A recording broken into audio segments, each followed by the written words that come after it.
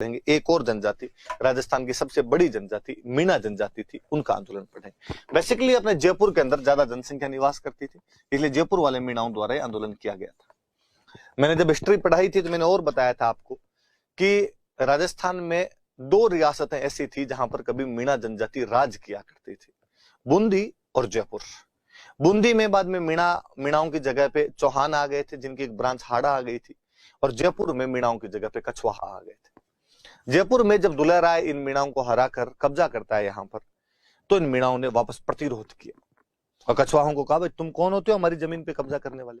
वो जो राजा थे उन्होंने थोड़ा दिमाग लगाया और उन्होंने दिमाग लगा के जितने भी मीणा नेता थे बड़े बड़े, उनको कहा कि भाई तुम लोग आंदोलन क्यों कर रहे हो हमारे खिलाफ।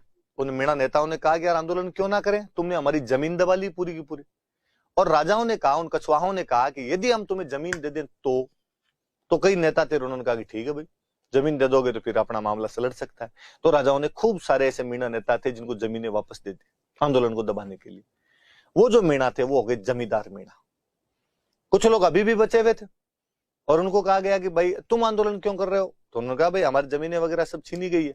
तो राजाओं ने उनको एक दूसरे काम पर लगाया और उनको कहा, यार क्या ऐसे काम करते हो, आप लड़ाइयां वगैरह करोगे, आप हमारी पुलिस हो, आप आज के बाद हर गांव की रक्षा करोगे, आप आज के बाद हर गांव की चौकीदारी करोगे। तो यहाँ के राजाओं ने मीणाओं में दो ग्रुप बना दिए थे, जिनको जमीनें दी गई वो जमींदार मीणा हो गए, जिनको चौकीदारी के अधिकार दिए गए वो चौकीदार मीणा हो गए। और चौकीदार मीणाओं को खूब अच्छी अच्छी जगह पर रक्षक के रूप में नियुक्त किया गया था। और वाकई चौकीदार मीणाओं का जयपुर रियासत के इतिहास के अंदर अविस्मरणीय योगदान है। कई पीढ़ियों ने लगातार जयपुर की रक्षा के अंदर अपने बलिदान दिए थे, इस देश के लिए वो न्यौछावर हुए थे। खूब साल तक ये व्यवस्था चलती रही, सब लोग मिलजुल कर रहते रहे। तो दो ग्रुप हुआ करते थे अपने यहाँ पर, एक तो जमींदार मीणा और एक चौकीदार मीणा।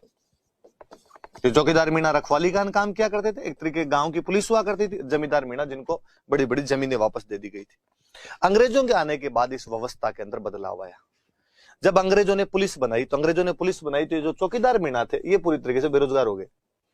इनके पास में अब कोई ढंग का काम नहीं बचा।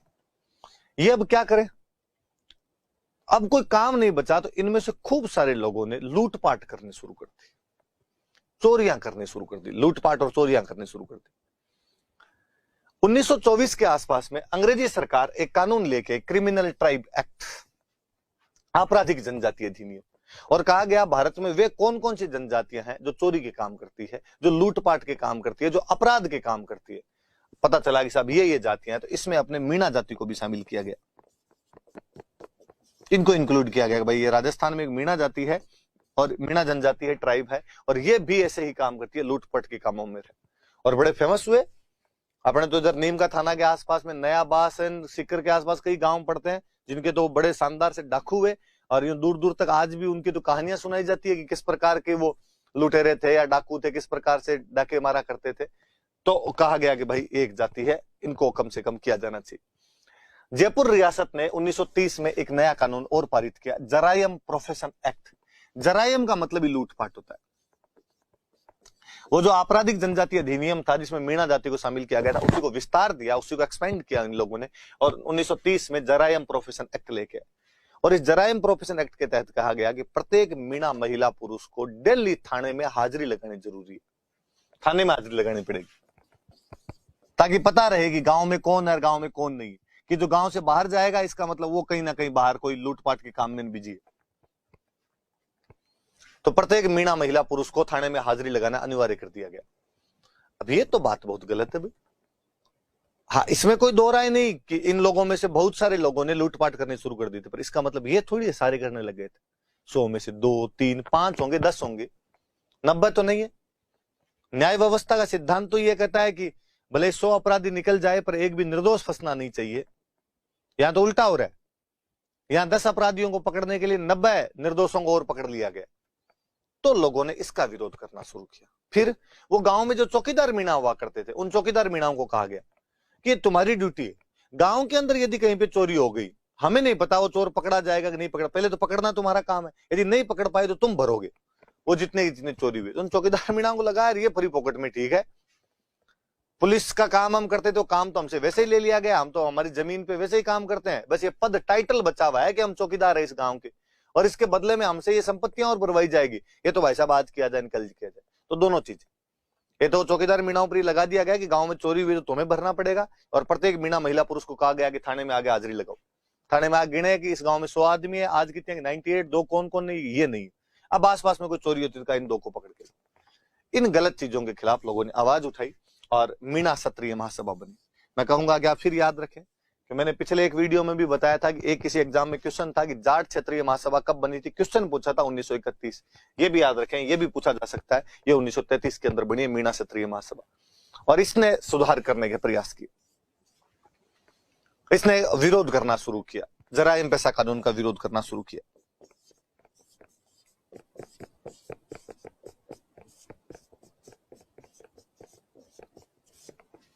किस जराइम पेशा कानून का विरोध किया जाए, इन्होंने जराइम पेशा कानून का विरोध करना शुरू किया।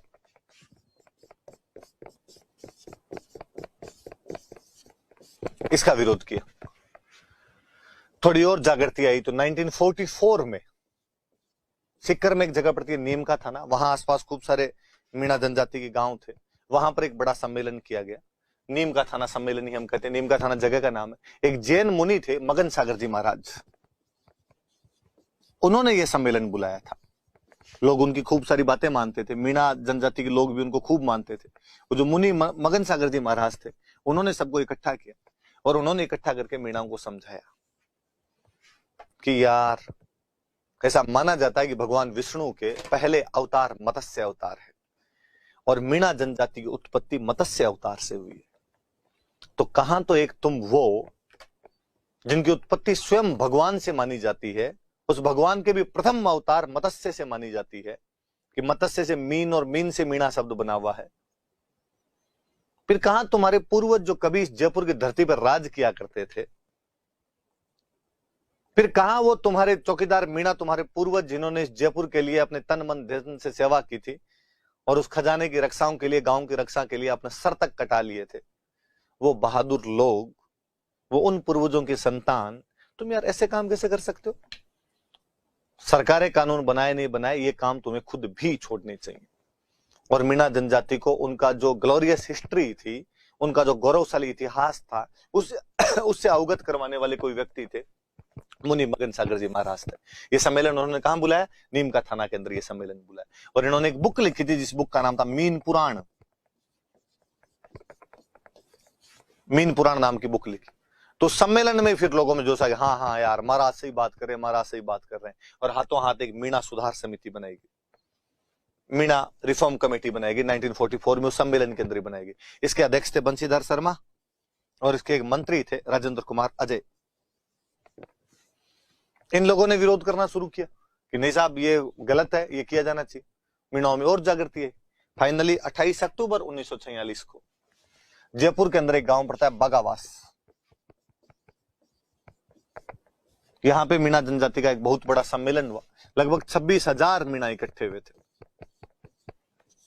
चौकीदार मीणा इकट्ठे हुए और इन्होंने इसके अंदर घोषणा की कि हम सब अपने पदों से इस्तीफे देते हैं। आज से चौकीदार मीणा नाम की कोई पोस्ट है ही नहीं। तुम इसलिए तो हमें पकड़ते हो कि ये पोस्ट है, तुम कहते हो कि भाई गांव में कोई चोरी होगी तो हमको पकड़ के ले जाओगे, ये लो तुम्हारी पोस्टें रखो। 26,000 चौकीदार मीणाओं ने अपने पदों से इस्तीफे दे दिए थे और इस दिन को मुक्ति दिवस, लिबरेशन डे के रूप में मनाया था। पापा कटा, मुक्ति मिली कम से कम, इसको मुक्ति दिवस के रूप में मनाया। धीरे धीरे लोगों के अंदर जागृति आती चली गई, लोगों ने ये कामकाज वगैरह बंद कर दिए। पर फिर भी ये जो कानून था ये फाइनली 1952 में जाके रद्द किया गया था। जो जराइम पेशा कानून था ये 1952 में बंद था, समाप्त हुआ था। यहां पे जाके जराइम पेशा कानून समाप्त होता है। हालांकि जो जराइम पेशा कानून था उसमें धीरे धीरे कमी लाने लग गए थे। जैसे 1933 में जब आपके ये बना था, मीणा क्षत्रिय महासभा बनी थी और इन्होंने जब आंदोलन किया तो बाद में यूं करने लग गए। पहले तो यह था कि प्रत्येक मीणा महिला पुरुष को थाने में हाजिरी लगवानी पड़ेगी, बाद में थोड़ी थोड़ी छूट दी। भाई पिछले 5 साल में जिसने कोई भी अपराध नहीं किया वो थाने में हाजिरी मत लगाओ। फिर पिछले 3 साल में, 2 साल में, 1 साल में, 6 महीने में, 3 महीने में, 2 महीने में, 1 महीने में, 10 दिन में, लास्ट में आते आते तो फिर ये था कि थोड़े हिस्ट्री सीटर टाइप के थे, कोई एचएससी थे जिनको कहा गया भाई तुमको तो आना ही पड़ेगा, बाकी सबको धीरे धीरे धीरे धीरे धीरे धीरे कमी लाते चले गए थे। 1952 में पूरी तरीके से समाप्त करवा दिया था और 52 में समाप्त करवाने में मुख्य भूमिका निभाई थी हीरालाल शास्त्री और टीकाराम पालीवाल। जयपुर के दो बड़े नेता हुआ करते थे। इन्होंने बाद में भारत सरकार को कहा भाई ये तो खत्म करो यार कानून ही पूरी तरीके से, तो इन दोनों के प्रयासों से कानून समाप्त कर दिया गया था। कुछ नेता और भी थे, लोकल जो नेता थे वो थे कौन, तो छोटू राम जी जरवाल थे, छोटू लाल जी जरवाल थे, महादेव राम पबड़ी थे और जवाहरलाल जी थे। इन्होंने एक संगठन बनाया था, मीणा जाति सुधार समिति नाम करके एक संगठन बनाया था, मीणा जाति सुधार। वो तो एक मीणा सुधार समिति तो एक बनी है, इन्होंने उससे भी पहले ये बना ली थी मीणा जाति सुधार समिति। शुरुआत में इन लोगों ने भी प्रयास किए थे, तो इनके नाम भी याद रखना। एक और बड़े व्यक्ति ने इनके लिए प्रयास किए थे, ठक्कर बापा। आदिवासियों के बहुत बड़े नेता हैं ठक्कर बापा। मैं चाहूंगा कि आप इंटरनेट पे सर्च करें ठक्कर बापा के बारे में और इनके बारे में भी जानें। ठक्कर बापा ने जयपुर के प्रधानमंत्री को लेटर लिखा था, और जयपुर के जो प्रधानमंत्री हुआ करते थे उनका नाम था मिर्जा इस्माइल। मिर्जा इस्माइल नाम के जयपुर के पीएम थे। इनको भी इन्होंने ठक्कर बापा ने पत्र लिखा था और कहा था यार ये समस्या है तुम्हारे राज्य में, इसका ध्यान दिया जाए। लास्ट में जब सवाई मान सिंह सेकंड अपने जयपुर के राजा हुआ करते थे, तभी मिर्जा इस्माइल अपने जयपुर के प्रधानमंत्री हुआ करते थे। हम कहते हैं जयपुर के निर्माता कौन, तो जयपुर के निर्माता तो है आपके सवाई जय सिंह। पर क्या आधुनिक जयपुर के निर्माता कौन, तो मिर्जा इस्माइल है। आधुनिक जयपुर, मॉडर्न जयपुर के निर्माता जो है, बाहर वाला परकोटे के बाहर का जो जयपुर है, इसके पीछे की प्लानिंग किसकी है, तो मिर्जा इस्माइल की। इसलिए जयपुर की सबसे बिजी रोड, सबसे व्यस्ततम रोड का नाम ही मिर्जा इस्माइल रोड है, जिसको अक्सर लोग MI रोड के नाम से जानते हैं। तो MI रोड कहिए या मिर्जा इस्माइल रोड कहिए, वो एक ही बात है। ठक्कर बापा जो आदिवासियों के एक बड़े नेता हुए, मध्य प्रदेश में, राजस्थान में कई आदिवासी आंदोलन चलाए, उन्होंने मिर्जा इस्माइल को लेटर लिखा था और कहा था इस मामले का ध्यान रखा जाना चाहिए। तो कोई पूछे कि भाई कौन से आंदोलन के अंदर ठक्कर बापा भी जयपुर वालों को लेटर लिखते हैं, तो मीणा आंदोलन की बात है जिसके अंदर ये लेटर लिखा गया था। तो ये भी याद रखना। ये हमारे मुख्य से जनजातीय आंदोलन थे जो पढ़े हैं। हम कल की क्लास में अब राजनीतिक जन जागरण शुरू करेंगे, जब जनता उठ खड़ी हुई थी। हम उन प्रजामंडल आंदोलनों के बारे में जानेंगे, पर हम ये भी देखेंगे साथ साथ के अंदर कि और कौन कौन से संगठन थे जो ये प्रयास कर रहे थे, क्या कारण थे जिनकी वजह से राजस्थान में पॉलिटिकल अवेकनिंग आई थी। तब तक आप ये सब याद कीजिए। Thank you.